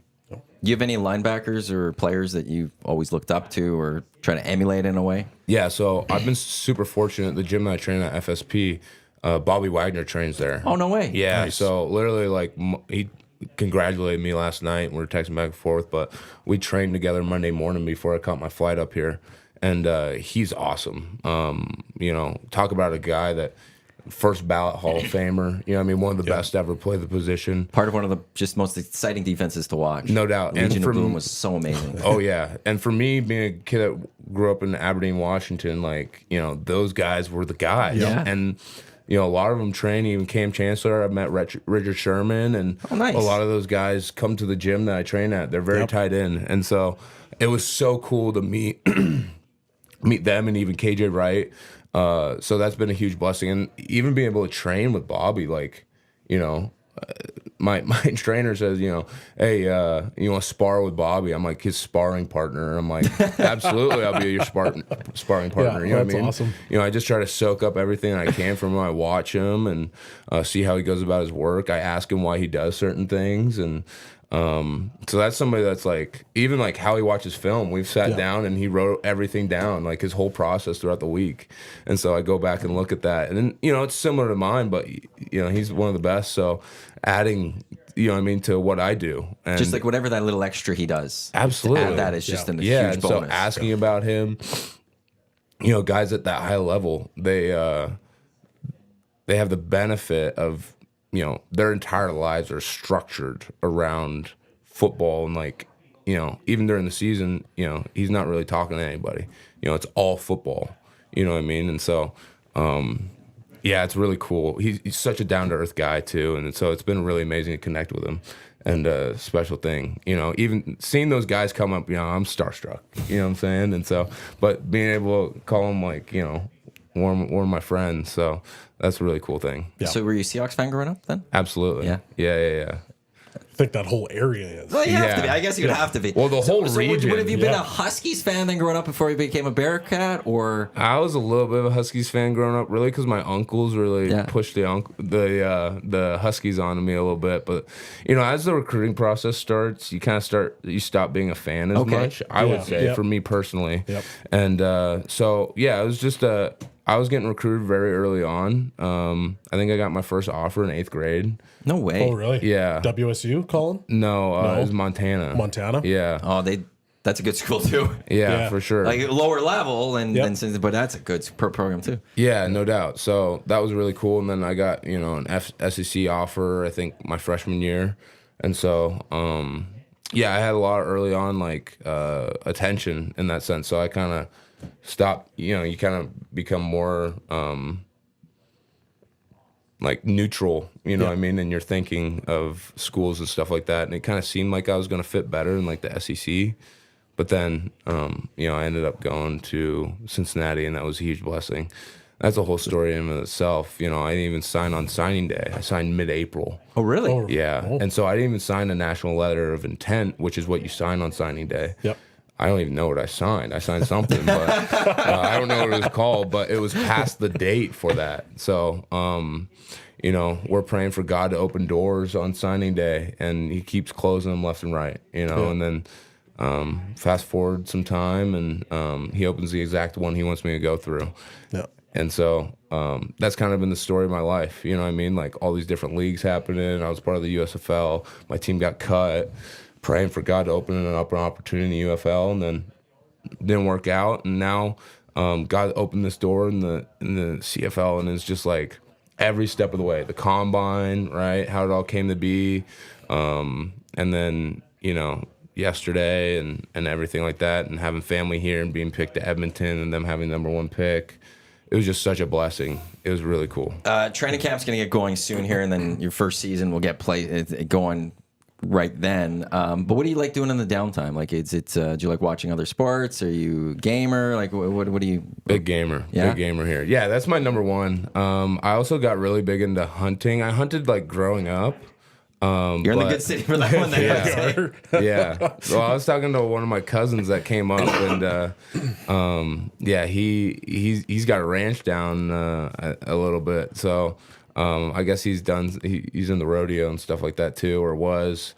And then now he just, he's a cattle rancher, and so he's like, oh yeah, we could come out here and do some hunting, and so we're gonna be looking to do some opportunities like that. He's like, we got a big gopher problem. We just come down and take some of those out. Help me out here. And but yeah, I love to do that, hunt and play video games. What games? Big Call of Duty guy. First person shooters. Yeah. I never really got into the like sports games and stuff like that. I'd do like NCAA 08. Yep. Or the one with Who was 08? I don't know. Maybe 07. It was the one with Reggie Bush on the cover. Oh, okay. Oh, yeah. And I would play the Dynasty, and my brother and I would play on the same like system, but we had different like characters. But I remember like I would break like the rushing record like for NCAA or whatever, because I would be a running back and I'd do I would make a running back, and then on defense, 100%, right. Well, I did a running back, and then I would do a outside linebacker, and I would just do the same play over and over. I just get sacks over and over, and so I would watch a Heisman watch, and this outside linebacker ended up being on the Heisman watch, so I had to switch the play and do it on the other side because he wasn't going to win the Heisman over me. but I would my brother would play on the same system, not on the same account, but and then we would I'd see back and forth. We were like breaking each other's records, so I don't know how it kept track of that because there's two different accounts, so But it was pretty cool. I would just do. You're competitive one, hey? Yeah, You can't even listen to yourself. Yeah. No, other side. Even though you're the other guy too. literally it's me. Yeah, no, I gotta win with this guy. Yeah. Well, I have my name and everything, Joel DeBlanco. So, but I would just do my one play I would do is like a halfback counter. Yep. Oh, that's a great running play. And so I would just switch. I would just flip the play every play. Every play, and I would just gash the computer. That's a great play, actually, in those systems. Yeah. Like, you just let that block move, and then boom, you're gone. Oh, That is so funny. it is fantastic. Well, Joel, it was absolutely fantastic having you here today. thank you so Again, much. congratulations on being the #1 overall pick. Welcome to the city of Edmonton, and I know we're all very much excited to watch you take to the field with this team this year and see what you guys can do at Commonwealth Stadium. Thank you. So am I, and thank you so much for having me, you guys. This is a pleasure. Appreciate that, and the show just keeps rolling, but it's nice meeting you. Absolutely. Thank you very much. And then we'll plan this Best of arm luck, wrestle man. one day. We'll get this going. That's not happening. That's not happening. Curls to hang with Not this guy. happening. I'd probably rather sneak it, do a sneak attack on him rather than like a planned out one. So he Right now, Belsey. Right Not now. a chance. Let's do it. Look at the size of him. Not a chance. Thank you, Joel. Congrats again. Joel DeBlanco, the first overall pick at the Edmonton Elks. I went through the numbers with you before of what I said, and what I think I said he was 6'3", 230 or something, Yeah. and you're 6'2". 260. And I should have had you stand up next to him as soon as he walked in. He's massive. Yeah, he doesn't. He had to open both doors. He's huge. Yeah. And And you want to put me up against that? Why? You're a fit athlete, and I figured that would be a nice I thought that it would be even. I thought That's there would not be even. I thought there would be. I legitimately thought it would be like the measurables were close. Well, I appreciate that, but once And then you again, sit like down and I retired long ago. This guy's like right in his prime, and you want to do that to me? So you're scared? I'm not scared of it. I'm not scared of it. He knows his But I know limitations. my limitations. You got to know who you are, and you got to leave that one alone. True. You need time to prep, right? Like it needs to be, even He needs playing to field, warm right? up. All I've been doing is beer curls, not trying to arm wrestle guys. I'm glad you sat next to him though. Because if you I would have been sat in dwarfed. between the two of Yeah, you, you would have been dwarfed. it would have been, Where did Matty at go? least you guys could have he put his arm next to you. You guys got two Yeah. nice biceps and stuff, and I've got nothing here. And yeah, he didn't credit me with wanting to do an arm wrestle. He looked at you like, yeah, it'd be a challenge. Would you want to arm wrestle me? Yeah. Okay. Yeah, I'd do that. That'd be easy. I'm not gonna lie, this two Hoots guy has been looking me square in the eyes. Would got you that like little some? that little grin on his face. Would you like some? Yeah, I kind of do. Could someone grab Belzy a solo cup? You want me to? If you could go get one. Yeah, Feel free to yeah, grab yeah. one for yourself. He's got too, that if you'd little like. smirk and be like, It's- "Hey, it's 5 o'clock somewhere. Let's go." It's. You want to know I get something? it. You don't need to I be get it. 5 o'clock for 2 hoots. No, you don't. Could be 10:30. Let's go. Don't give a hoot, give 2. I just love that saying. It is the best. This is the EST Hangout presented by 2 Hoots, the hard iced tea that just goes down smooth. Matt Iwanyk, Shawn Belle, and now Zach to come joining us. It's on this side. Don't stand in front of the camera. And have you never had like a boxed wine or something? No. Oh, well, I'm gonna have Oh to my teach God. him how to do this. Oh, he's so do I just- young. No, see, there's these two. Yeah, no, that's where you hold your fingers. And then, Oh, yeah. No, That's so that's cool. plenty. That's plenty. That's good. That's good, guys. Thank you so much. and now you learned how to pour me. Yeah, there we go. That Oh, works it's perfect. cold too. And, well, it was in the fridge before. Like, look, I'm no rookie here. He was prepped. I saw That that went in yesterday. the fridge yesterday, so that when the show came, it was cool. That is juice. Every day, that's going in the fridge to come back here for the start of the hangout. Hey, 2 Hoots. Right? Must- I'm you winking said it at was you juice. too, buddy. Yeah, it is juice. Cheers. I don't know. Oh, my water. It's it just goes down too smooth. It really does. Yeah. It really does. It's. I remember when, because it's 2 Hoots also has been sponsor of the Achy Breaky podcast, and the boys brought it in, and they had it was actually they tried it first. How did this work? Was it the old place? Dusty had it, and then somehow he got them to be the sponsor of the Achy Breaky podcast because he loved it so much. It's ridiculous. It's so smooth. It's like refreshing. The only iced tea I'm going to be drinking. It works, and yeah, it's a just- 4-liter box. It's just tough that it's in a box. Why? I feel like it diminishes its value. It's cans. Give me the got cans. full and cans. Tall boys, I'm too. ready to go. Tall boys? Oh boy. This is the best. I like this because it like 2 birds, 1 stone for the hangout. 100%. It's on the screen because before we Yep. just had the box, like Yep. the pack, and also then it's easier to like. It's I bigger, could, I it's could taller. Drink, it's taller. I could also drink it while it's still on display. That owl stares you right in the face. Just wanting us to Wanting have it, you need to have a drink. I get it. We had show me cans Yeah. before, like with the White Claws. They weren't open. I guess we could have opened them, drank them, washed Yeah, them out, but and then kept them there. no. This is I could still drink it while it's still on display. I'm fully It's- in. Fully in. these It's a 3 two months. But if I Hoots, was to take one this box. home, I would just want to have cans. We could give But for this is perfect. I don't know. Now, why the can? Because you could limit your consumption more. 100%. Because now this is just like this goes in the this is a free fridge. tap, You man. open it up and like, oh, okay, like just a little bit more, and then all of a sudden it's night. Well, 4 liters? what's Yeah. wrong with that one? It was a good night. I kind of want to watch the hockey game tonight. That's part of it. Well, you don't have to start it before the hockey Where game. did my wife's gonna be like? Where did my husband go? Oh, he's still at the studio drinking. It's 10 p.m. He's sleeping on the couch. Don't worry, Gager's still here. Gator will still be here. Yeah. The Gager, when he comes in, he just makes himself completely at home. The EST Hangout headlines, let's get to those, which is brought to you by the Ranch Golf and Country Club, offering premier conditions, top-notch service, unmatched value.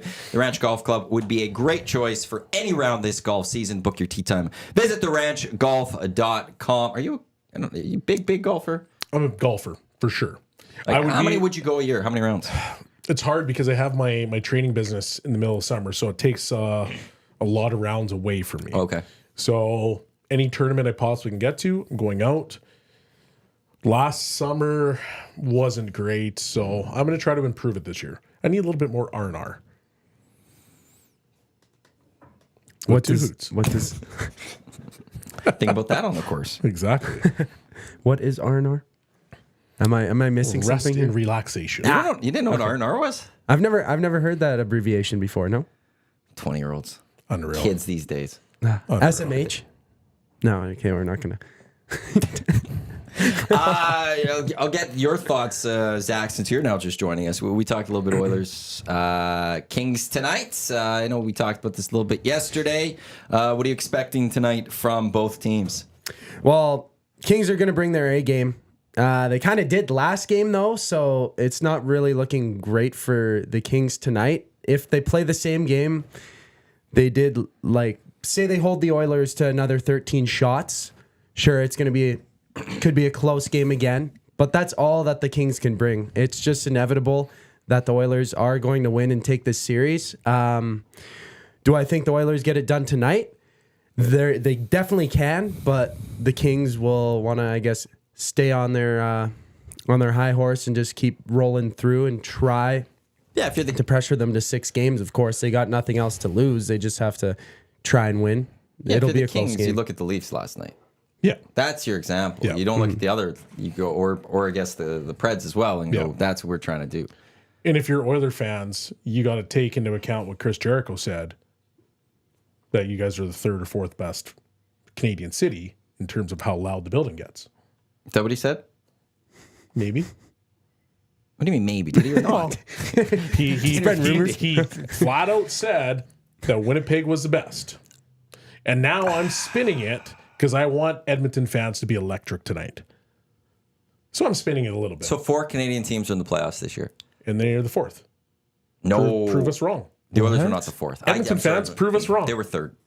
I'll admit that. I'm spinning it 100% because I want Okay, to see that's that fair. place. Well, like, I okay. want to see it on another level. There's the level that we consistently hit is here. We have here. But okay, so here's where I'll go with this. The Oilers are closer to being a Leafs crowd than Yeah, and I They don't, are I to don't, Jets I and don't, I don't Canucks. like that comparison because Edmonton's blue collar. Like, I know. guys, they work, they Yep. give everything to be Oiler fans, and I don't want that comparison. I hate that comparison. And so that's why I'm challenging. I know, but and this is where like the Oilers like 06, we all know. Well, you were too young, but 06 and how big of a the reputation it had for how loud Rexall That's was, how what I want incredible Rogers it to be. was, and you know the Jets. Smaller Amazing building. start, smaller building, Yep. but amazing crowd. Yep. Canucks, great season. They got that crowd.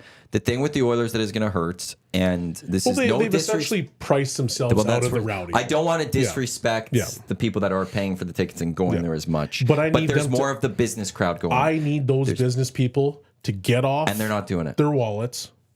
I need them to get electric. I need them to get rowdy, and I need them to literally will the Oilers win. Yeah, Because there's too many times, and I wouldn't have said this during Rexall days. because also the building of Rexall quickly just Is bigger. It was designed in a Yes. way to hold that noise better. 100%. Whereas Rogers is a little more cavernous. Yes, yeah. Rogers is bigger. It's more spread out. They weren't on top of you as much, so I get the differences. But once again, hey, Edmonton is synonymous with having loud crowds, and I want to see them exceed everything that we possibly can. See, like I know I could probably find 18,000 people to fill Rogers to do that, Oh yeah, but they can't. They're priced out. yeah, I agree. And that's the shame. Like that's Rogers isn't becoming as great of a playoff atmosphere as we thought it would have become. But that's because it's not that the there's fans multiple can't do factors it. to that, though. There's factors, but part of it is that it's the prices are going up. People are paying their bigger money. It's a social status. It's a business thing, and that's where you're slowly turning into Toronto. Because same thing, I could probably find enough people in Toronto to fill out. Well, I should not say probably. I could find enough people to fill out Scotiabank in should. Toronto Yep. that would have an electric atmosphere. Well, that's why the Raptors But- in the 2019 Yes. run was so loud because they hadn't changed the seat prices, And it wasn't to what status it is now. yet. Exactly. The Raptors weren't as the Yeah. status of. Yeah. I go to Raptors games. It was the Leafs are the team of the Yes. town. The Oilers are the team of the town. Does all this stuff to me does not matter. I'm still challenging Oilers fans because I think we've got it. They might even have to get the wave started. No, I'm kidding.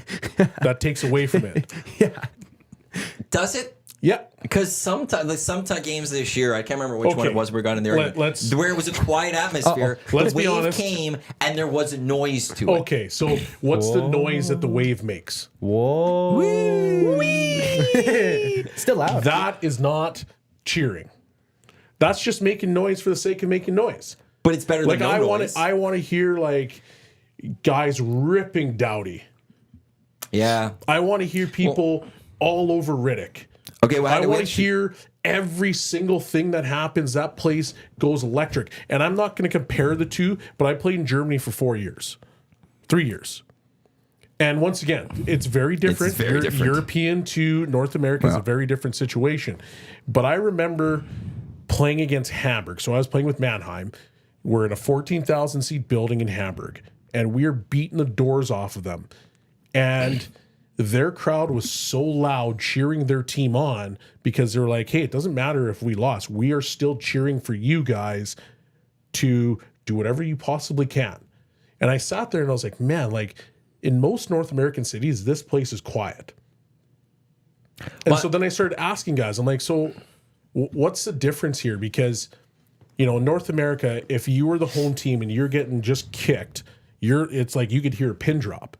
And he's like, well, we're fans of the team. They're fans of the team, so they're cheering them on. Not just for one singular event, for a goal or for a hit. They're fans of the team, so they're cheering on their team no matter what the situation is. So I guess part of me thinks that I've always got a little piece of that now that I've played there. And I'm just sitting here saying, hey, I don't want to hear Oilers fans just cheer for a hit or just cheer for a goal. Like, I want them being rowdy, electric the entirety of the game. Well, yeah, like that is a very European soccer culture thing, 100%. because like I had this argument once with Low Tide back at the old place, where like I feel like I won't go into the full argument, but it's like, to me, a fan that is paying a ticket, you're not paying to go watch the game. Yeah. You're paying to be part of the game. Yeah. You have every chance of impacting, well, not every chance. You have a large ability to impact that game by being one of 18,000 that could mess with the other team and give your team that little bump. Yeah. And when you sit there and you go to a game and you just stay quiet, you're actually helping the visitors. Yeah. Because the visitors want it quiet. You're not taking the responsibility of being a fan at an event as seriously in that sense of what you could do for the game. Whereas from the start of the game to the end of the game, you could just bring it, you could get your team going, you can make the other team unnerved. And like we see it in football with false starts. The Seahawks are famous for throwing up the stats of how many false starts get caused in their facility because the fans are loud on defense. If you've never been involved in that, where you jump onto the ice and you hear that your building is going bananas, you'll never know what that feeling's like. But I'm telling you, it gives you goosebumps. And it's like, how can I not perform when the crowd is literally going and going and going? You just rise up. Like, this is not even a situation of, the crowd going. But I played in Montreal. It was my first ever home opener that I played in the NHL. And we come out, the crowd was electric. We line up across the blue line, and they hand a microphone down, and then everybody is like, je suis Shawn Belle. So my name is Shawn Belle. And it goes across the entire line, goes to Markov, who's not playing, and he says, nous sommes the Canadiens. We are the Canadiens. And still this day, like, I'm getting goosebumps right now thinking about how loud that place was. There was no way that we were coming out flat. Not a chance. And we weren't very good at that time. They were just getting into where they had that little bit of bump with Subban and those guys. There was no way that you came out flat because of how electric it is. Even in Chicago, the same thing on when you're doing the national anthems and people are clapping, and it's just like, once again, what is going on? There's 22,000 people clapping during the national anthem, and you hear this voice, and it's a booming voice, and all of a sudden you're like, okay, there's no way I'm coming out flat. And so I look at it, and I'm like, Rogers, like, Edmonton fans are loud. And I know there's business crowds, and I know all this stuff, and I get it. I'm not just diminishing that doesn't stop you from doing it. That's my point. I'm not diminishing the fact that we've been priced out, the rowdies. But, hey, business people, you guys like to let loose. Like, let's go. Let loose. Give me some 2 hoops. Pour it down your throat.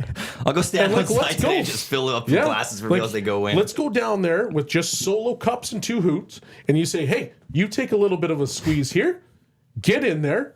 Let's go. Give a pat on the bum. Like, let's go. Like, let's get this thing rolling. This is okay. So, 2 parts to this. I'll start with, how is it as a visitor coming in? Okay, you're talking about like the Canadians in the lineup. Crowds going electric when you're taking the ice. What's it like when that's not your crowd, but it's electric? There's nothing worse. Really? There's no worse energized knowing that like we're in a good crowd. You're energized, but at the same time, when that crowd starts going at you, you're just like, okay, can I just hide today? Because half the time you're probably hungover anyway. So can I just hide today? Leave me alone, especially if you're one of like the top guys. Like Doughty, when you're just giving it to him every single shift, Doughty's a guy that likes it. But eventually, if you make that one mistake and the crowd is all over you, you're like, oh, I better not make that one again. And you squeeze your stick a little bit tighter. A little bit tighter. That's all it takes. Then you bobble that next puck. Well, give it to you again. And then you turn that into a mental pretzel. And then all of a sudden you're just stuck. And it happens. It happens. It happens to the best players in the world. Oh, I could believe it. Like, I couldn't imagine 18,000 people just chanting your name. Giving it to you. Like, I'm thinking, I guess, when Talbot was playing for the Kings before Riddick stepped in, when the Oilers were just cheering, Talbot, Talbot. You're cheering his name. That's the same cheers he got back in the city when he played on the team, right? You know what I mean? Like, I don't know. There's there's a different tone to it. There's a different tone. So it's so condescending. Yeah. Like, make that save, buddy. And when he didn't make the save, and then all of a sudden you're just raining Talbot on him, like, all you want to do is hide. That's all you want to do. Unless you're like one of those gamers like Doughty. Or MJ. Where he's like, I'm just going to I'm going to turn this up a little bit. But I'm telling you, when crowds are electric, that's the reason why they call it home ice advantage. Oh, and that's right. I find it. I don't know if this ever gets said that much elsewhere, but in North America, there's always take the crowd out of it. 100%. And I was thinking, the crowd should never be out of it. They should never be out of it. If the Kings come out and score the first goal in the first minute of the game tonight, it should have the opposite effect where the crowd goes, "Okay, you scored. We're going to help our boys." Yes. Not okay, sit down and be quiet. Because then I feel like as a player, it'd be like, oh, they were so noisy and now they're quiet and we've messed with them or something. So when people say we, okay, well, if you truly feel that it's we, then you need to get going. They score, doesn't matter. Let's hit the gas. Let's get people going. Let's get the guys fired up and make it a miserable place to play. Because if you look at the NFL, you go into what used to be Oakland. Oh, my God. You go into Philly. Man, Philly fans are so ruthless that they throw snowballs at Santa Claus. Who does that? They throw batteries at people. What kind of devious human being do you got to be to throw snowballs at Santa? Hard place to play. Oh yeah. Even if it's your team. Yeah, Dreams and Nightmares comes out. People going like bananas, and all of a sudden, like, this team's just like they're jumping all over the place, and it's like, oh my God, we better score first or it's over. And what has it been lately? Over. Outside of this last little bit, playoffs, whatnot. Yeah.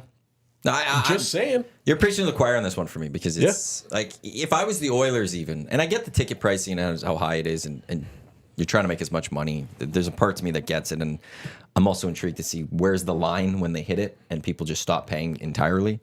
But like I would want a soccer model in this, and like I'm not talking about the sport here. And there are things of soccer I never want to see come here. I don't want hooligans. I don't want the ultras to come here. But why wouldn't you take a half a section of Rogers and make it a supporter section where 100%. you're telling them straight up, like, you have to bring noise. Yeah. You have to create chants. Your goal is like to make this go the entire time. There's an atmosphere. And that's going to be contagious enough that you might get some other people going then. Even if you have, because like you watch a game in Manchester where Old Trafford, there's the supporter section, but there's parts that people are sitting. Yeah. But you still got the supporter section that brings the noise, that gets other people going. And why wouldn't you take the hit financially for half a section to have lower prices to make sure we're going to get the fans that want to chant in here, because then they're going to bring it. Well, the other piece to that too with the Oilers is that, okay, I get that you're still trying to pander to certain crowds and you want it to be a little bit quiet, but hey, this is the playoffs. Everything that we do matters. So, like, turn up that volume on those speakers to the point where, like, when there's a bass, it's coming through my chest. Like, turn that thing up. The other piece of it is if you look at what Atlanta Falcons have done with their new stadium, they've lowered the prices for all food, booze, everything, to a point where now families, when they come in, they actually get booze, they get food for a very cheap price, and they've actually made more revenue than when it was higher priced. So at some point, somebody has got to take a bit of that recipe and say, you know what? We don't need a $16 beer because most people aren't going to drink that $16 beer. Let's go 8. And then you get 2. And then you get then 2. you get more into the and game. then all of a sudden now you're $32 and you got 4 in you. And now maybe you're starting to loosen up a little bit. See, the thing is, I've always seen, well, at least when I've been to games, the upper bowl, the cheaper tickets, cheer louder. Yeah. Like you're just more into it because you just get to get in the door, right? Yep. And then there's more of a chance that's like they're only 1 or 2 games they've gone to all year type thing. True. Yeah. So like I know there's multiple factors and I get that, and it's it is what it is. But at the same time, we're in the playoffs. Let's go. Well, and this text comes in and it says sent anonymously, so I won't read the name because I don't want to look like a dick. But you won't, like, this is a fair point. Yeah. But I worked hard for what I have and to be financially successful. I'm able to pay the excessive ticket prices because I enjoy hockey and want to be in the building for playoffs. Yep. I'm not the guy who screams the entire game. Sure, I cheer for a goal, but I'm a reserved, nerdy corporate accountant. Why am I less entitled to enjoy the game than someone who wants to be get buckled and yell for 2.5 hours? And it's not that you're less you're not less entitled to do that. And but like what's one of the reasons you want to be in the building for playoffs? Partly to watch the game, but and to be part of the atmosphere. It's part of that atmosphere. Well, how do you get that atmosphere? Yep. If everyone goes in saying, I'm here to watch this and be part of the atmosphere, but I don't want to make all that atmosphere, then you don't get the atmosphere. And then this is where I go to, like, in my mind, if how it is that if I go to a game as a fan, I have an obligation in my mind to help the team, to go and bring that noise because I can impact this game and help Connor and Leon and Zach Hyman and Bouchard and Stuart Skinner get this W. I'm part of this W, not because I'm just watching, but because I've given them that little extra push to go out there and knock off the Kings tonight. That's the way I look at it. And if I just want to watch a game, I could just do that on TV, and I'll let someone else go to the game and kind of do that. But that's my mentality. Whereas I understand that other people, though, like he's entitled to what he wants to do. You but at paid the that same money. time, entertainment is a break from reality. Yep. So whether you're going to a movie to watch a movie, you're taking a break from reality and you're trying to enjoy something. Yep. A movie, you need to be quiet. Some people aren't quiet in movies. That's me. You go. You're not quite about to talk. Sometimes. It depends on the movie. Do you talk about something else, or do you talk about the movie? Joke about the movie. Something like Okay, that's fine. At least you're not like on your phone and they're like, "Oh, did you see this?" Like, Oh, yeah. Oh no, man, okay. did you check this TikTok out? At least like it's like it's not like at least it's like maybe even a what's going on, you know? Yeah. But then But you still. go to a sporting event, and sporting events are loud. Yeah. And so you take that break from reality to cheer on your team. And once again, you're entitled to whatever you want. But being a person that has played the sport, has gone to Europe, has been here, has played in Japan, who's played in Austria, played everywhere. I've said it before. People laughed at me. Actually, I said it the other day on the pre and post game show. Home ice matters. And people will always sit there and say, you talk to anybody that's in Edmonton, then the Oilers, we. Okay, well, if you say we, then let's get this team going. I don't need you to be like the guy that's pouring beer on his head. Yeah, it doesn't. I don't need that. You don't need the two But hoots like, to have do that. Yeah, at all. stand up, clap, Yep. give it a woo, yay, go team, go, yay. Just a little extra. Even that adds noise. See, I think about it though. I guess it goes back to like the people in the upper bowl. They only go to those 1 or 2 games a year. So sort of watching the game through the TV. Now you're there, but you're only there once or twice. If you go to these games consistently and you have, I guess, the corporate package or whatever, you have these season tickets and you show up to the game, You might you entertain lose a excitement. client. Well, there's that. And entertaining a client, you don't want to, in your mind, you don't want to look weird or something. Yeah, like there's so many layers to it, but just cheer. And well, that's see to me, and and I'm glad you're saying it from a professional athlete's perspective. Because to my mind, it's one. What would the players want? What would if I'm there and I'm a fan of this team? If you went and pulled every player of the Oilers right now, if Tommy's in the locker room and we go ask every player, what do they want from the fans tonight? What would their answer be? And I think unanimously would be, we'd love for them to bring noise start to finish. Yep. get us going, keep us going. Yep. And that to me is okay, that's where the impact of the fan is. If they said it didn't matter, if you're sitting here saying as a player, it didn't impact me one way or the other. They could be quiet, they could make noise, whatever. Or we just played our game, we didn't care. Then I would be more of a, do whatever the hell you want. What are the best places to play in the league? Vegas, atmosphere. It's and we always come back to MSG, atmosphere, Chicago, atmosphere. We come back to 06 Montreal, with the Oilers. atmosphere. And if we go there, like it's people were standing and waving their towels right at the start of the game as the players were coming out, and throughout the game, people were making noise, and it was a constant. It was the atmosphere. If you go watch the intro to one of those games from 06 on YouTube, that's where I get goosebumps. it actually gives you goosebumps because the YouTube and the video doesn't do it justice, but it is so loud in there, and it's the music, the atmosphere, all the towels waving, like everything about it just sits there and it's like, man, we are in one. You come out skating and you're like, and you're Carolina and you're like, oh my God, we're going to be in this one today. And that's, and again, so to that texter, like I do get that there's people that just, they don't want to do that. And that's where I go to where it's the Oilers create a section or half a section that is the supporters section. And that will be contagious for the people that then want to cheer or rest. Because some people, they also just don't want to cheer by themselves. Yep. If they're in a section, there's not. But also there's that section over there is just making all this noise and it's causing other people. Then more people are doing it. And then for those that want to sit there, that's cool. You're sitting there, but because there's a predetermined area that's bringing that. Yeah. And they're bringing it hard because that's their job. Yeah. And there's that to me is where you could potentially one day just have a full balance where then, it's...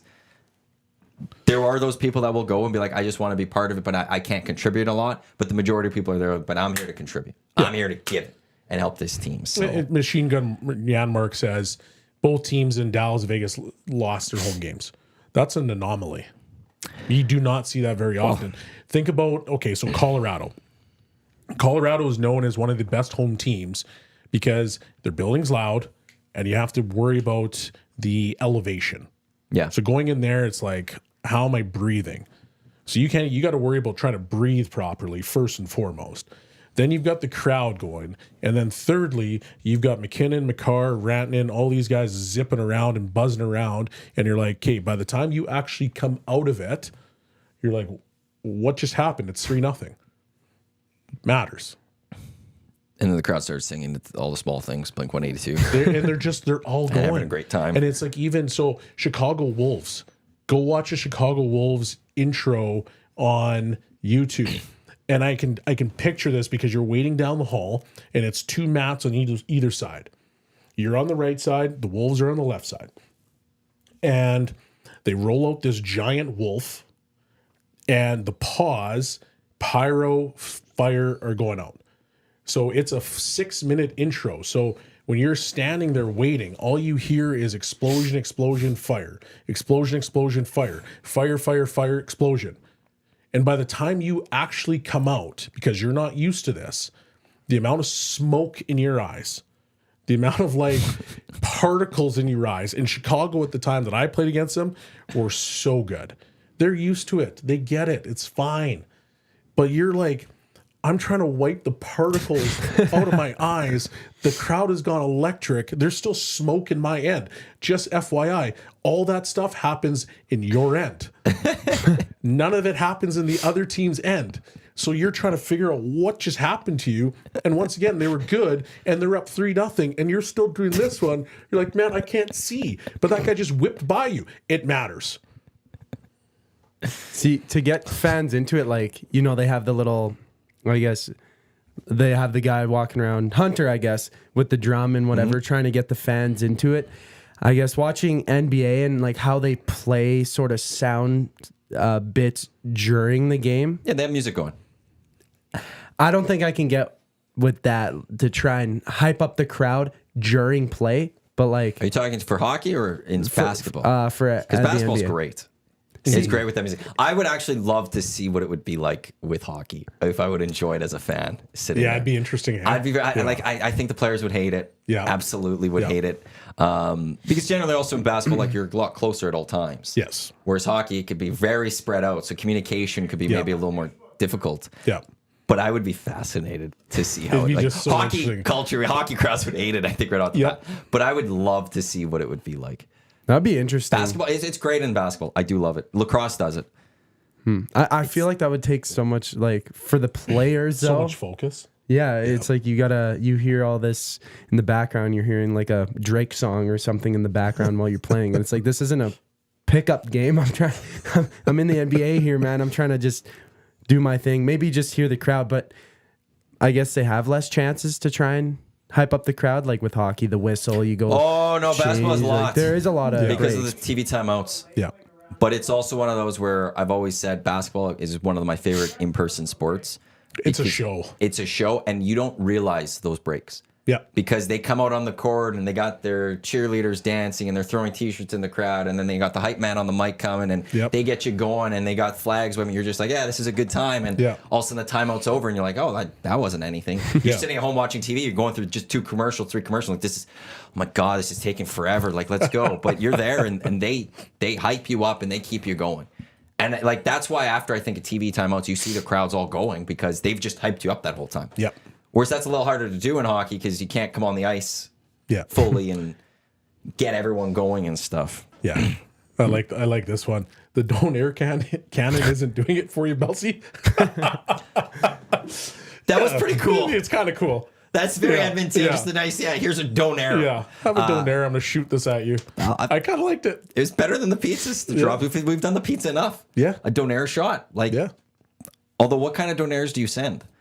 Like it's got to be just There can't be lettuce sauce in and there. meat and sauce. Yeah. Why not sauce? Don't you Well, need what sauce? if the sauce comes shooting out the sides and you just like shot this thing out of a You got to cannon? wrap it up better. You know how to wrap. You got to double wrap that. Let's be honest. Not everybody knows how to wrap properly. Hey! So you got some stuff But coming we- out the sides, and you're shooting that thing. But you can't eat that without sauce. Yeah, I get it. But you can't do much more. Like you I get can't. it. You can't have tomatoes in there. You can't have anything else in there because you don't know what people are going to like. I want to see. I think just basic: the meat, the lettuce, the sauce. I would have the biggest chuckle if I saw that thing get shot up in the upper deck and it just came unwrapped and then everything just came out. It'd be the complete end to the the cannon. Or somebody misses it, just hits the ground and just splatters everywhere.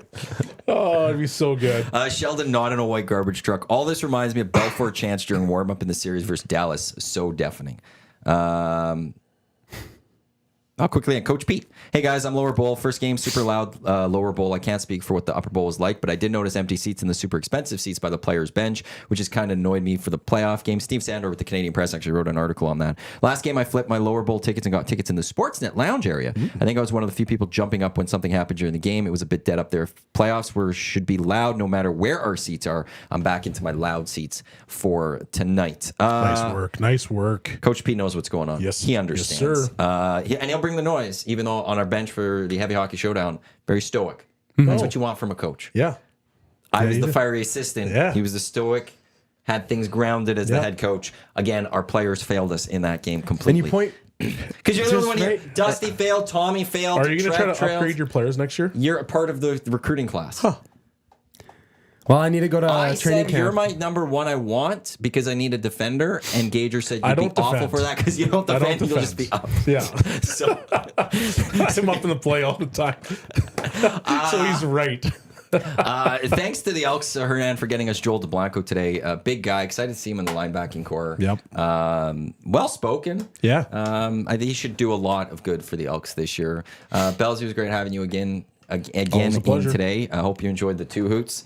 Zach, Lieutenant Eric, thanks for jumping in. Thanks to everyone else for also tuning in to the Hangout today. The reminder, the GCL Diesel Oil Stream pregame show, postgame show live at Hudson's West Edmonton Mall tonight with Tommy. Up next will be the Lock Shop with Dusty and Huss. And then at noon, it is the Oil Stream with Dusty and Tommy's. They'll get you set for Game 5 tonight. Oilers and Kings. Thanks for tuning in to the EST Hangout presented by 2 Hoots. On behalf of Belzy, Zach Tacum, Joel DeBlanco, Lieutenant Eric, I'm Matt Iwanyk. Thanks for tuning in. Lock Shop starting in just a few minutes right here on Edmonton Sports Talk.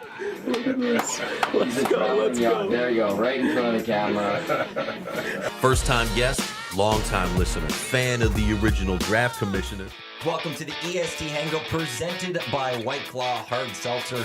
The difference is clear. Matt Iwanyk, Tom Zola with here. Joining us today